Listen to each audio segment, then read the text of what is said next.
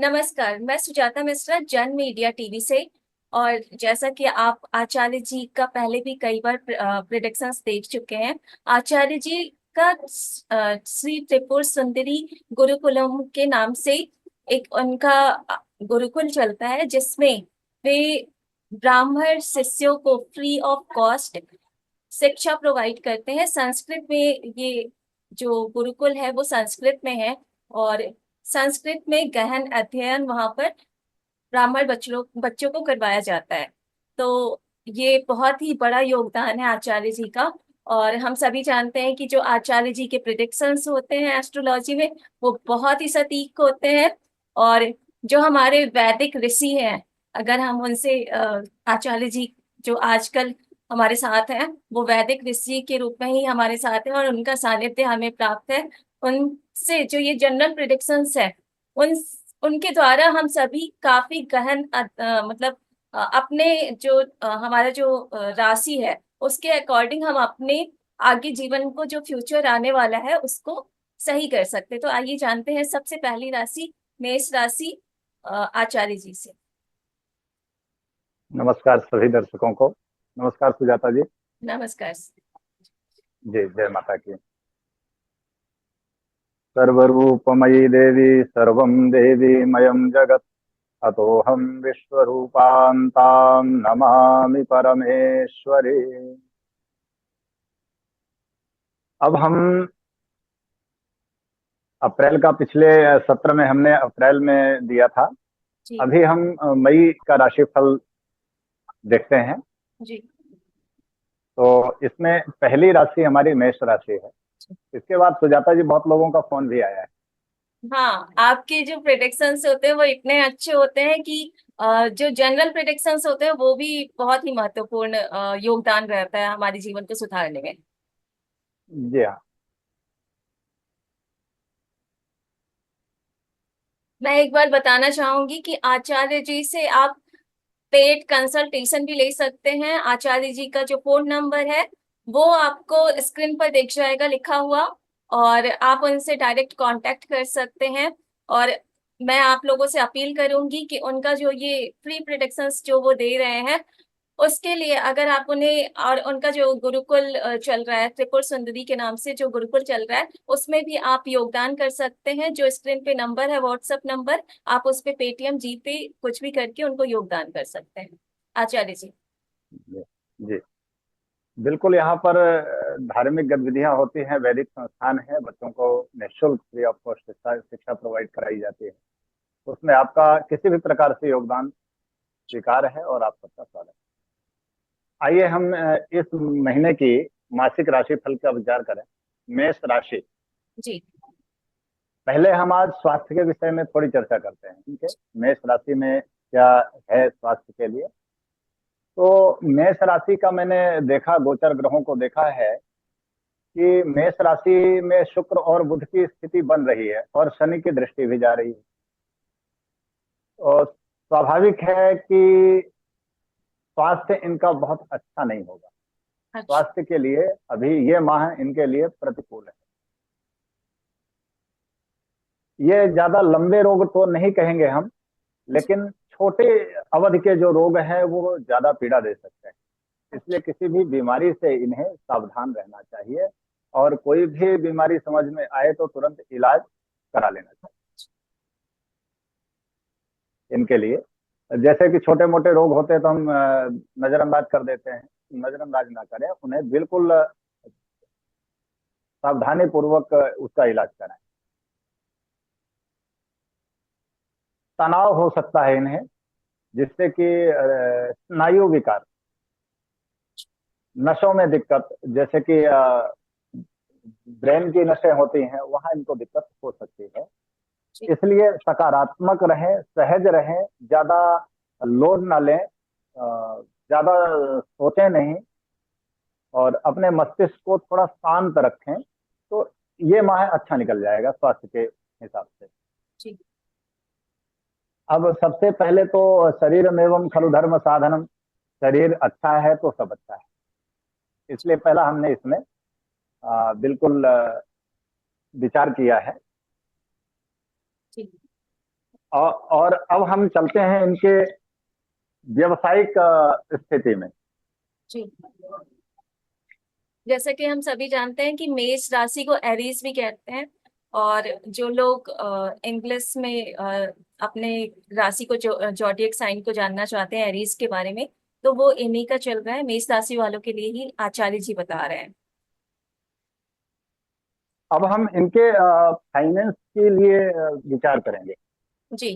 दूसरा है फाइनेंस के लिए, यदि उसमें संपदा है, धन है, तो बहुत अच्छा रहता है। अच्छा। उसमें कोई दिक्कत तो इनके नहीं जा रही है, इस पर हम्म। हम विचार करते जी। हैं। क्योंकि बिना धन के तो कुछ संभव नहीं है ना। हाँ, सबसे पहले हेल्थ और इसके बाद वेल्थ। हाँ हाँ, बिल्कुल बिल्कुल बिल्कुल। जी। तो जैसा कि मैंने बताया कि इनके राशि में शनि की दृष्टि है, वो हर जगह प्रभावित करते हैं क्योंकि उनकी दृष्टि सर्वत्र रहती है। इसलिए धन के विषय में भी अनुकूल तो हम नहीं कहेंगे क्योंकि प्रतिकूलता बन रही है। एक इनमें खास बात यह है कि जो इनके उच्च अधिकारी हैं, उनकी सहमति से ज्यादा नुकसान नहीं होगा इन्हें। अच्छा। हाँ, क्योंकि कई बार ऐसा होता है कि हमारे उच्चाधिकारी जो है, वरिष्ठ अधिकारी होते हैं, उनका सहयोग नहीं मिल पाता है अपेक्षित, तो कई प्रकार के नुकसान हो जाते हैं, जॉब छूट जाती है जी। और बिजनेस में कुछ दिक्कत आ जाती है, व्यापारिक स्थितियों में अवरोध उत्पन्न हो जाते हैं, ऐसा होता है। अच्छा। हाँ, इसलिए उनका कुछ सहयोग रहेगा, इसलिए ज्यादा परेशान होने की आवश्यकता बिल्कुल नहीं है। फिर भी सावधान तो रहना ही होगा क्योंकि धन के मामले में गति अवरोधक बना हुआ है। अच्छा। हाँ। और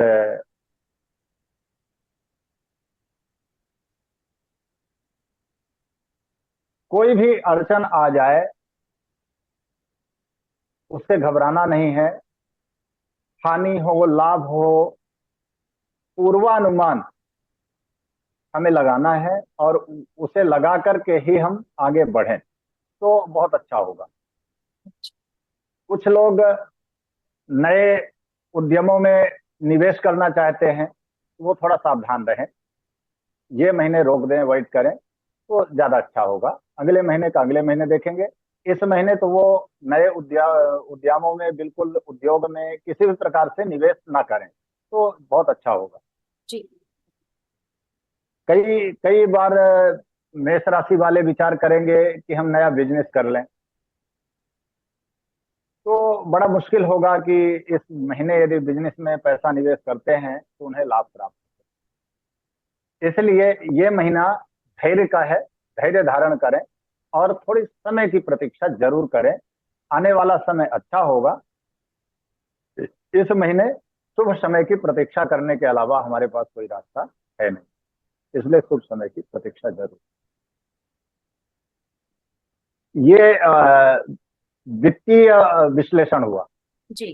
जो आगे। धन के विषय में, हम फाइनेंस के विषय में चर्चा कर रहे थे, जी। तो फाइनेंस को बिल्कुल बरकरार रखें अपना, उसको निवेश ना करें कहीं, इसका निचोड़ यही। अब हम आ जाते हैं इनके व्यवसाय की ओर। जी। ठीक है। तो जैसा कि पहले ही बताया गया कि शनि की दृष्टि के कारण अनुकूलता नहीं है, तो व्यवसाय में भी अनुकूलता नहीं है। इसलिए स्वयं को सुरक्षित रखें। किसी भी प्रकार से व्यवसाय में अ, किसी की भी बातों में आकर के अपने व्यवसाय को नुकसान न पहुंचाएं। ऐसा हो सकता है कि किसी के कहने पर आपने कुछ कर दिया, कुछ कह दिया, जिससे कि आपके व्यापार में बिल्कुल प्रभाव पड़ सकता है। हालांकि मेष राशि वालों के लिए यह महीना एक लौहवादी पुरुष की तरह है। यदि ये अपने आप को विचार कर लेंगे कि नहीं जी, हमें तटस्थ रहना है, मजबूत रहना है, तो इनका कुछ कोई भी नहीं बिगाड़ सकता है। इसलिए वो प्रतिकूल परिस्थिति में भी अपने आप को सुरक्षित महसूस कर सकेंगे। अब नौकरी में हो या व्यापार क्षेत्र में, बदलाव की स्थितियां संभावित हैं। कुछ अच्छा। बदलाव उसमें हो सकते हैं, लेकिन वो बदलाव हमारे लिए अनुकूल हो, ये ध्यान रखना। अच्छा। वरिष्ठ अधिकारियों या वरिष्ठ नागरिकों के साथ मतभेद न हो, ये ध्यान रखना है। मतभेद बन सकते हैं। इस माह की जो प्रतिकूल परिस्थितियां हैं उन्हें बदलने का मेष राशि वालों को प्रयास करना चाहिए। इस महीने में अधिक परिश्रम करना पड़ सकता है, अधिक विचार करने पड़ सकते हैं। फिर भी इन परिस्थितियों में भी इच्छित परिणाम ना प्राप्त हो तो घबराना नहीं, परेशान नहीं, जी। क्योंकि किसी भी प्रकार से हमें समय को काटना है। जी। और जो विचार हैं, अपने व्यवहार हैं, उनमें यदि चंचलता आ रही है, आएगी, ये भी श्योर है कि वो आएगी। आपके मस्तिष्क में हलचल मचेगी, जी ऐसा कर लें, ऐसा कर लें, ऐसा कर लें। तो इसमें थोड़ा सा हमें नियंत्रण रखना चाहिए। जैसे कुछ लोग नौकरी पेशा वाले लोग हैं, सोचते हैं यहाँ छोड़ दें, अन्यत्र चले जाएं, दूसरी जगह दो पैसे फालतू मिलेंगे वहां चले जाएं। लेकिन नियंत्रण रखें, कहीं जाने की जरूरत नहीं, जहां है वहीं रहें। ऐसा ना हो कि आधी छोड़ पूरी को दौड़े, दोनों हाथ से गई, अच्छा। है ना। जी। इसलिए जहां पर है सुरक्षित रहें। ये स्थिति व्यवसाय के लिए है, नौकरी इत्यादि के लिए है। जी।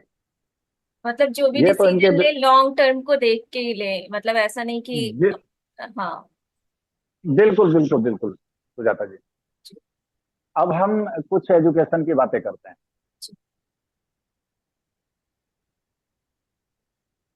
एजुकेशन स्थिति भी इनकी सामान्य ही कही जाएगी।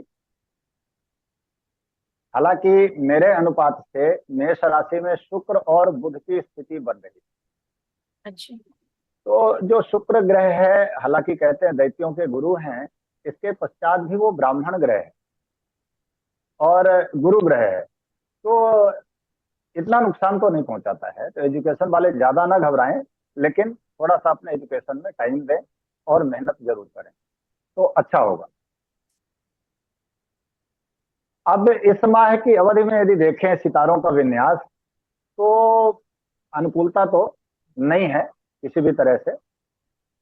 सफलता प्राप्त करने के लिए आवश्यक होगा कि सुचारू रूप से मार्ग पर अपने चलते रहें, अच्छे ज्ञान से प्रेरित रहें, सद्विचारों से प्रेरित रहें, और प्रतिस्पर्धा में भाग लें, ज्यादा लाभ होगा। अच्छा। प्रतिस्पर्धी प्रतियोगियों की प्रतियोगिताओं में भाग ले सकते हैं। प्रतियोगियों के लिए स्पर्धा में अच्छा लाभ मिल सकता है। जी। प्रतिस्पर्धा का मतलब यह है कि आवश्यक नहीं कि प्रतिस्पर्धा को लोग खेल कूद से ही जोड़ लेते हैं। किसी भी कंपटीशन में वो जा सकते हैं, आईएएस आईपीएस किसी भी कंपटीशन में जा सकते हैं। वो भी एक प्रकार की प्रतिस्पर्धा ही कही जाएगी। जी। ठीक है। किसी भी प्रतियोगी परीक्षा में शामिल होने वाले छात्रों का सफलता प्राप्ति के लिए थोड़ी सी अतिरिक्त मेहनत करनी होगी। कोचिंग करते हैं बच्चे जैसे, थोड़ा सा मेहनत उन्हें ज्यादा करनी होगी। तकनीकी और चिकित्सा छात्रों को अपनी रैंकिंग बनाए रखने के लिए, अपने अपना लेवल मेंटेन रखने के लिए बिल्कुल कठिनता से परिश्रम करना होगा। कठिनाइयां आएंगी इनके लिए, लेकिन परिश्रम करेंगे, निश्चित रूप से सफलता इन्हें प्राप्त हो जाएगी। कुछ लोग शिल्पी होते हैं, शिल्पी तकनीकी होते हैं, डिजाइनर होते हैं, उनके लिए परिस्थितियां ज्यादा अनुकूल नहीं है। वो लोग थोड़ा सा सजगता से, सावधानी से काम लें। जो शिल्पी तकनीकी है, इसमें अनुकूल परिणाम आने के आसार कम बन रहे हैं। यदि नहीं आते हैं तो ज्यादा घबराने की आवश्यकता नहीं, आगे समय अच्छा हो। अब एजुकेशन के बाद हम कुछ यात्रा की चर्चा करें। जी। मेष राशि वाले क्या कर सकते हैं, यात्रा का कहाँ जा सकते हैं। यात्रा कार्यों के लिए बहुत सावधानी पूर्वक यात्रा करेंगे। हालांकि यात्रा करेंगे, लेकिन सुखद यात्रा थोड़ा सा कम है। इसलिए अच्छा। यात्रा सावधानी पूर्वक करें। यदि अवॉइड कर सकें तो यात्रा को स्थगित कर दें, अच्छा हो। क्योंकि मेष राशि का अधिपति मंगल है और मंगल राहु के साथ बैठा हुआ है, और अपनी ही राशि से 12वें भाव में बार में घर में बैठा हुआ है, इसलिए इन्हें चोट चपेट की आशंका है। इसलिए अपने शरीर को देखते हुए किसी भी प्रकार से यात्रा को अंजाम ना दें तो ज्यादा अच्छा रहेगा, क्योंकि ये एक प्रकार का जोखिम है और जोखिम से समझौता नहीं करना चाहिए मेष राशि ठीक वालों को। कहना चाहिए निचोड़ में, ये महीना जो है यात्रा के लिए मेष राशि वालों के लिए ज्यादा उत्पादक नहीं है। विदेश यात्रा के लिए यदि प्रयास कर रहे हैं तो स्थगित कर दें, बिल्कुल प्रयास न करें, उसमें किसी भी प्रकार की हानि होने की संभावना है। और यदि यात्रा करना ही है तो पूर्व दिशा की यात्रा करें। 4 दिशाएं हैं, इनमें से पूर्व दिशा की यात्रा करें तो कुछ अनुकूलता मिल सकती है। ठीक। यात्रा का ये परिणाम है, यात्रा सोच विचार। अब इसी राशि में हम सुजाता जी पारिवारिक स्थिति के विषय में चर्चा करें। जी। आचार्य जी ने तो सभी चरणों को बताया है। हेल्थ पहले उन्होंने लिया, फिर वेल्थ लिया, इसके बाद फिर वित्तीय लिया है, और इसके बाद फिर फाइनेंस का लिया, फिर करियर का लिया, और अब परिवार यात्रा को लिया, ट्रैवल को लिया, और अब परिवार के बारे में बताएंगे। बिल्कुल बिल्कुल बिल्कुल। अब पारिवारिक स्थिति में ये निचोड़ बन रहा है सुजाता जी कि इन पे यदि परिवार का थोड़ा बोझ महसूस होगा, जो खर्चे हैं वो थोड़ा सा बढ़ेंगे, इससे उनके वित्तीय स्थिति पर भार पड़ेगा। इस महीने परिवार में बहुत आनंददायक परिस्थितियां नहीं बन रही, इसलिए थोड़ा सा ध्यान रखें कि खुशहाली का माहौल तैयार हो घर में। तो कहते हैं कि यदि घर में खुशहाली बरकरार रहती है, यदि हम पॉजिटिव रहते हैं घर के अंदर, तो लक्ष्मी का आवागमन बना रहता है। इसलिए विपरीत परिस्थितियों में भी अनुकूलता बनाने के लिए आपको अपने आप को ही सेट करना होगा, क्योंकि ग्रहों की गृह गोचर की स्थिति ऐसी बन रही है कि पारिवारिक स्थिति जो तालमेल है, चाहे वो पति पत्नी का हो, पुत्र पिता पुत्र का हो, या भाई बहन का हो, तालमेल बिगड़ने के आसार हैं। तो यदि ऐसी हालत बनती है तो अपने आप पर नियंत्रण रखें, क्योंकि घर का कोई भी सदस्य यदि तालमेल से बिगड़ता है तो वो घर से बाहर या आपके नियंत्रण से बाहर जा सकता है। क्योंकि संग अच्छध्वम संबद्धध्वम शास्त्र का नियम है कि साथ चलें, साथ बोलें, साथ रहें, तो घर एक बंधा रहता है, अच्छा रहता है। इसलिए यदि कोई ऐसा होता है तो घर का जो गार्जियन है वो थोड़ा सा टेंशन में आता है, तो उसे टेंशन में आने की आवश्यकता है नहीं है, उसे इग्नोर करें, थोड़ा सा उस पर ज्यादा कड़ी प्रतिक्रिया ना करें, अच्छा। तो संतुलन बन जाएगा। जी हाँ, बिल्कुल। तो ये आपकी पारिवारिक स्थितियां हैं। तो जिस प्रकार से प्रोडक्शन दिया गया है उसी प्रकार से अपने जीवन के आयामों को यदि हम लेकर के चलेंगे तो बहुत अच्छा हो। अब जी। थोड़ी सी चर्चा हम बच्चों के विषय में करते हाँ। जी। हैं। अभी तो ये पारिवारिक स्थितियां हो गई, पारिवारिक से। एजुकेशन इत्यादि हो जी। गया। हाँ, अब थोड़ा सा हम बच्चों के विषय में चर्चा करते हैं, क्योंकि बच्चे कई बार हमारे पास आते हैं, गुरुजी बताइए पास होंगे कि नहीं होंगे, इस साल पढ़ाई होगी कि नहीं होगी। छोटे छोटे बच्चे भी आते हैं। जी हाँ, आजकल तो सभी। हाँ हाँ, जहाँ हम निवास करते हैं तो बड़े प्यारे प्यारे छोटे छोटे बच्चे भी आते हैं, तो उनके लिए भी। जी। तो बच्चों के लिए भी, हालांकि मैं एक शास्त्रों का निचोड़ ही कहें, और मेरा भी मानना यह है कि अ, जो शनि ग्रह है या कोई भी ग्रह है, छोटे बच्चों को ज्यादा परेशान नहीं करता है। परेशान कौन करता है? माता पिता के ग्रह ही बच्चे पर भारी पड़ जाते हैं। इसलिए अच्छा होगा कि बच्चों की, जैसे कि बच्चों के शिक्षा क्षेत्र में ज्यादा अच्छे योग नहीं बन रहे हैं, तो माता पिता को चाहिए कि धर्म और कर्म दोनों ही सुचारू रूप से अच्छे करें, सकारात्मक करें, जो पर अच्छा प्रभाव पड़ने वाला है। हाँ, एक बात और है कि बच्चों को चोट चपेट से थोड़ा बचाएंगे, बहुत अच्छा रहेगा, क्योंकि चोट और चपेट की आशंकाएं बनी हुई हैं। खेल कूद में बच्चे ज्यादा रहते हैं, तो थोड़ा सावधानी से खेल कूद को अंजाम दें, क्योंकि इसमें भी जोखिम बना हुआ है। जी। अधिकतर बच्चों का जो प्रदर्शन है अध्ययन में, उसमें निराशा हो सकती है, इसलिए घबराना नहीं है।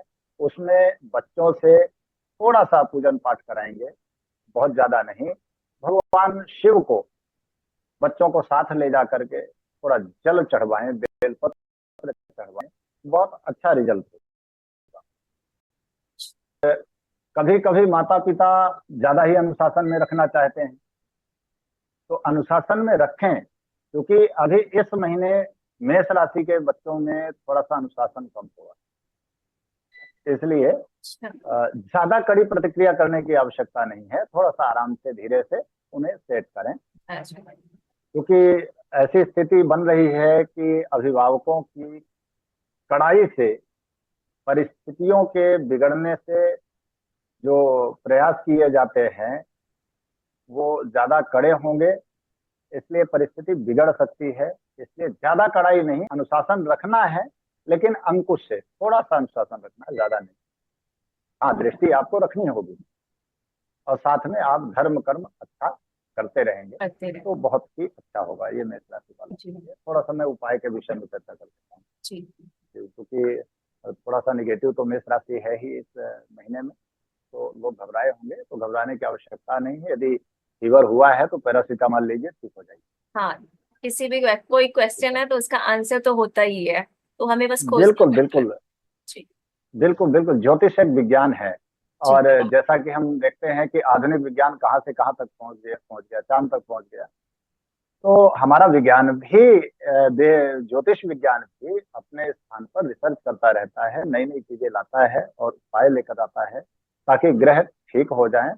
और जैसे एक एग्जांपल मैं देता हूँ, कि कोई छत टूटी हुई है तो उसे सुधारा जा सकता है। जी। अब उसको ऐसे ही छोड़ करके बैठ जाएंगे जी, ये तो टूट गई है, तो पानी भी आएगा, हवा भी आएगी, धूप भी आएगी, कचड़े भी आएंगे, तो उसको जी। ठीक करना ही अ, जी। अच्छा रहता है, उपाय है वो। इसी प्रकार से ग्रहों की स्थितियां है, ग्रह भी एक छाया की तरह ही होते हैं, क्योंकि आसमान में ग्रहों से छाया हमारे जीवन काल में आती है, हमारे क्षेत्र परिक्षेत्र में आती है। तो उस छाया को हम अनुकूल बनाने के लिए कुछ उपाय करते हैं। जैसे कि मेष राशि में मैंने बताया शनि की दृष्टि है, तो शनि की दृष्टि से बचने के लिए शनिवार को सायंकालीन लंबी बत्ती बनाएंगे रुई की, और उसे थोड़ा सा तेल लगा करके बटेंगे, और उसमें थोड़ा सा लोबान मिला देंगे, जी। और दिया में रख करके उसमें सरसों का तेल डालेंगे, और उसका जो मुंह है दीपक का, उसको पश्चिम की तरफ कर देंगे, और उसे प्रज्वलित करके शनिदेव को अर्पित करें। लोग क्या है, दिशा का ध्यान नहीं रखते, फिर कहेंगे महाराज सालों साल हो गए दिया रखते हुए, लेकिन फल नहीं मिलता है। वो कभी पूरब की तरफ जला देते हैं, कभी उत्तर की तरफ, कभी दक्षिण। हर ग्रह की अपनी दिशा है, जैसे कि शनि की दिशा है पश्चिम, जी। तो पश्चिम की ओर यदि उसका मुख करते हैं दिए का, दीपक का, तो बहुत अच्छा लाभ प्राप्त होता है। और बहुत अच्छा करने के लिए 2 दाने उसमें उड़द के डाल दें, निश्चित रूप से शनिदेव की दृष्टि से बचे रहेंगे। और राहु और मंगल भी 12वां है, इसलिए मंगल तो चलिए ठीक है, अपनी राशि को ज्यादा नुकसान नहीं करेगा, फेवर में रखेगा, लेकिन राहु थोड़ा सा वहां पर विकृति उत्पन्न करता है, इसलिए राहु का थोड़ा सा उपाय करना होगा। काले कुत्तों को रोटी, ब्रेड, बिस्किट जो भी वो खाएं, घर के बाहर, घर के अंदर, बाहर उनको खिलाएं, तो काफी लाभ होगा। मछलियों को आटा खिला सकते हैं, और सबसे बड़ा उपाय यह है कि माता रानी की शरण ले सकते हैं, तो अच्छा। राहु कंट्रोल में रहता है, अनुकूल रहता है। ये उपाय मेष राशि वालों के लिए इस महीने के लिए बहुत सुंदर होंगे। तो जितनी भी बातें कही गई हैं जो प्रतिकूल हैं, वो अनुकूल हो सकते हैं, घबराने की आवश्यकता नहीं। जी सुझाव मेष राशि। तो एरीज और मेष राशि वालों के लिए आचार्य जी ने रेमेडीज भी बता दी हैं, और अच्छे से, मतलब एक बार में अगर आपको इसमें नहीं आया है तो फिर से वीडियो को थोड़ा सा पॉज करके या बैक ले जाकर जो स्टेप वाइज उन्होंने बताया है वैसे ही करें, कहाँ पे किस दिशा में करना है, ये सारी चीजें उन्होंने बताई है। तो अगर हो गया तो आप फिर से देख के करें, लेकिन जो उन्होंने बताया है एक एक सब आपको उसी को फॉलो करना है, तभी आपको वो उसका जो फल है वो मिलेगा।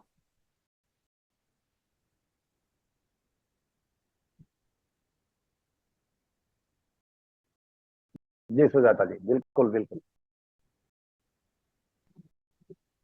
समाज में लोगों के अंदर एक बातें बनी रहती हैं कि करें।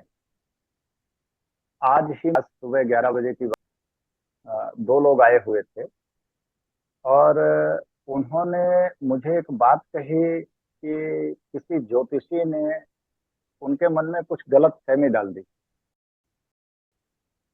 तो उस गलत फहमी के चक्कर में उनका पूरा जीवन बर्बादी की ओर जा रहा है। हालांकि मैंने बहुत समझाने का प्रयास किया है, काफी हद तक वो समझ भी गए हैं। अच्छा मार्ग चयन करें। ऐसे ही लोग कहीं भी जाकर के अपनी भाग्य, अपनी जन्म कुंडली, अपना राशि फल ना दिखाएं तो ज्यादा बेहतर होगा। जैसे हम बच्चे को पढ़ाने के लिए कोई स्कूल तलाशते हैं तो एक ब्रांड देख करके चलते हैं, एक अच्छा स्थान देखते हैं। जैसे हमारा बच्चा भगवान न करे बीमार पड़े, कभी स्वास्थ्य हानि होती है तो हम अच्छे डॉक्टर की खोज करते हैं। इसी प्रकार से कभी भी कुंडली का फल देखना है, ग्रहों का निचोड़ जानना है, क्योंकि ये बहुत सरल विद्या नहीं है, बहुत कठिन विद्या है। तो एजुकेटेड लोगों के पास जाएं, जो इस विद्या से अवगत हैं, और उनके पास उसका सर्टिफिकेट है, एजुकेशन अच्छा है, उनका आचार्य हैं, और अध्ययन अच्छा है, उनका रिसर्च अच्छा है, उनके पास जाकर के ही अपनी कुंडली के विषय में जानकारी हासिल करें, ताकि आपको सही दिशा मिले। देखो, दिशा अच्छी देश अच्छा मिलेगा हमें। इसलिए बहुत अच्छा यही होगा कि छोटे छोटे स्थानों में जाकर के देखो, जो शास्त्री गण हैं, हमारे पंडित जी हैं, बहुत अच्छे होते हैं। उनके पास नॉलेज भी होती है, लेकिन प्रॉपर तरीके से वो मना तो करेंगे नहीं, क्योंकि ग्रहों के विषय में वो जानते हैं, राशि के विषय में जानते हैं। लेकिन कुंडली एक रहस्य है, एक विज्ञान है। उसमें पारंगता पाने के लिए आपको एजुकेटेड होना बहुत आवश्यक है, उसकी सर्टिफिकेट आपके पास होना आवश्यक है, और उसमें अच्छी आपकी पकड़ हो, आपका अच्छा शोध हो, तो बहुत अच्छा होता है।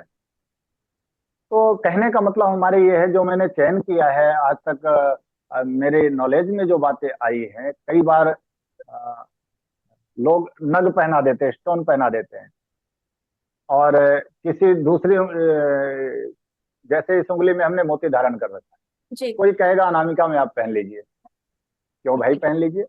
क्यों? क्योंकि ये जो उंगली है, ये चंद्र की है, बुध की है, तो इसमें ही मोती हम धारण करेंगे ना। क्योंकि जो रत्न रहस्य है, रत्न विज्ञान है, वो अलग है। कुंडली विज्ञान है, वो अलग है। जी। जो पूजा पाठ का विज्ञान है, वो अलग है। और ये जो आपका लाल किताब चलती है, वो अलग है। वो अलग है जी। वो सारी चीजें अलग है। तो कभी भी मेरे कहने का मतलब है कि जो ज्योतिर्विज्ञान है उसको गंभीरता से ले, कहीं पर भी कुंडली खोल करके न बैठ जाए जी। कोई भी शास्त्री मिले जी, कुंडली देख दीजिए मेरी, हाथ देख दीजिए। क्योंकि ग्रह हमारे इतने अच्छे हैं और इतने अनुकूल हो जाते हैं, और इतनी अपेक्षा हमसे आपसे करते हैं कि यदि आपने उनके विषय में पूछा तो उनको बड़ी खुशी होती है कि हमारे विषय में पूछ रहा है। पूछने का मतलब ये है कि उनको भोग राग मिलेगा।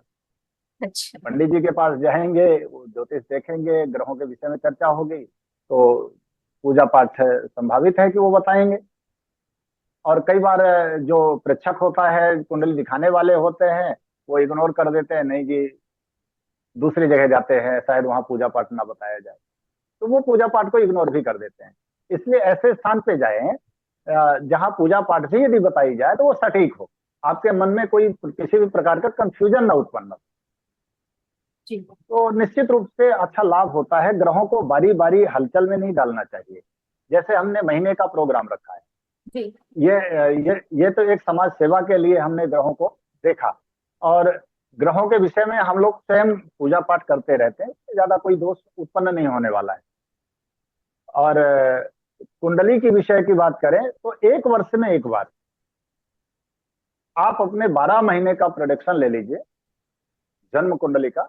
एक वर्ष तक के लिए आप फ्री हो जाएं, उसमें जानकारी मिल जाए कि आपको ये उपाय इस महीने, ये उपाय इस महीने, ये उपाय इस महीने, ये करना है। आपकी जन्म कुंडली, तो अच्छा। आपका प्रॉपर व्यक्तिगत प्रोडिक्शन होगा, आपका पर्सनल पूजा पाठ होगा, वो आप कर सकते हैं। उसमें ग्रह गोचरों के विषय में कहा जाता है, उसमें महादशाओं के विषय में कहा जाता है। हाँ, तो आपका व्यक्तिगत वो होता है, तो निश्चित रूप से अच्छा उसमें रिजल्ट आ जाता है। जैसा कि आचार्य जी आपने बताया कि हमें मतलब कोर्सेज में ये जनरल प्रिडिक्शंस तो हम देख ही रहे हैं, लेकिन अगर हमें सटीक चाहिए तो उसके लिए हमें करना चाहिए कि एक साल का प्रिडिक्शंस हम लेके अपने पास रख ले, पीडीएफ फाइल या जो भी अवेलेबल है वो आपसे कांटेक्ट करके, और फिर उसके अकॉर्डिंग हम अपने उपाय करते रहे, तो हमारे जो फ्यूचर है उसको हम काफी हद तक सुधार सकते हैं। बिल्कुल बिल्कुल सुजाता जी, क्योंकि कुछ ग्रह होते हैं, जैसे बृहस्पति ग्रह हमारा एक वर्ष तक एक राशि पर भ्रमण करता है, एक वर्ष। राहु केतु हमारे हैं, वो 1.5 वर्ष तक एक राशि में भ्रमण करते हैं। शनि देव 2.5 वर्ष भ्रमण करते हैं। मंगल देव 45 दिन भ्रमण करते हैं। सूर्य, बुध और शुक्र लगभग 1 महीने के अंतराल में बदल जाते हैं। चंद्रमा 2.25 दिन 2.5 दिन में एक राशि को पार कर जाता है। तो उस हिसाब से, और महादशा, अंतरदशा, प्रत्यंतर दशा, सुखा, प्राणपद दशा, ये 9 ग्रहों की महादशाएं, 9 ग्रहों की, उसके अंदर 9 ग्रहों की 42 प्रकार की टाइमिंग चेंज होती रहती है। जी। तो उसको जानने के लिए आपको कुंडली का ही विश्लेषण कराना चाहिए। ये जनरल प्रोडिक्शन है, सभी के लिए है, और सभी के लिए ये सटीक, ये भी सटीक है, राशि फल भी सटीक है। लेकिन सबके अपने अपने कर्म होते हैं, अपना प्रारब्ध होता है, उसी के अनुपात से ही फल प्राप्त हो जाते हैं।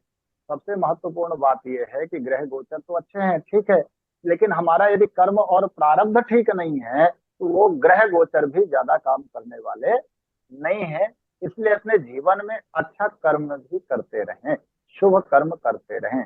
ये नहीं कि प्रातःकाल उठे, अपनी दिनचर्या करके नाश्ता चाय लिए और अपने ऑफिस चले गए। धर्म कर्म से कोई लेना देना नहीं। धर्म कर्म बहुत आवश्यक है। अपने बच्चों को साथ लेकर के मंदिर नित्य प्रातः काल जाना ही जाना चाहिए। ये हमारी, धर्म की बात नहीं कर रहा हूं मैं, हमारी ड्यूटी है ये। जी। यदि सुबह संभव नहीं है तो शाम को फैमिली के साथ मंदिर जाइए, भगवान के दर्शन कीजिए, वहां आरती में सम्मिलित हो जाइए, क्योंकि आरती एक सामूहिक क्रिया है। सबसे विषम परिस्थिति ये बनती है, हमारा समाज मंदिर की ओर प्रेरित तो होता है, लेकिन जब उसे जीवन में कोई तकलीफ होती है तब मंदिर की तरफ भागता है। अच्छा। वो तकलीफ आने मत दीजिए, सीधा नित्य मंदिर जाइए। शास्त्र कहता है धर्मेण हन्यतो व्याधि, धर्मेण हन्यतो ग्रहा। यदि रोग आने वाले हैं तो धर्म करने से, कर्म करने से निश्चित रूप से वो व्याधियां, वो रोग समाप्त हो जाते हैं। तो हम पहले से ही क्यों ना करते रहे, पहले से ही धर्म कर्म करें, रूटीन में अपने लेकर के आए कि जी हमें 24 घंटे में एक बार मंदिर तो जाना ही है। और वो जाने का समय हमें चयन करना चाहिए जब मंदिर में आरती। अच्छा। क्योंकि सुजाता जी, मैं रहस्य की बात बताऊं कि जब आरती होती है तब ठाकुर जी वहां विराजमान होते हैं। मूर्ति अच्छा। तो 24 घंटे रहती है, लेकिन हमारा ठाकुर जो चैतन्य रूप में कब प्रकट होता है, क्योंकि अब छोटा सा मंदिर है, उतना विराट रूप तो आएगा नहीं। और जी। 24 घंटे भगवान वहां बैठने वाले भी नहीं, इतने खाली भी नहीं बैठे हैं। हाँ। तो उस समय आरती पूजा लेने के लिए जब घंटी, शंख, घड़ियाल वो सब बजते हैं, उस समय ठाकुर जी हमारे वहां अपने पूरे स्वरूप के साथ विराजमान होते हैं। उस समय का जो दर्शन है, उस समय की जो प्रार्थना प्रेयर है, वो बहुत ही लाभ देने वाली।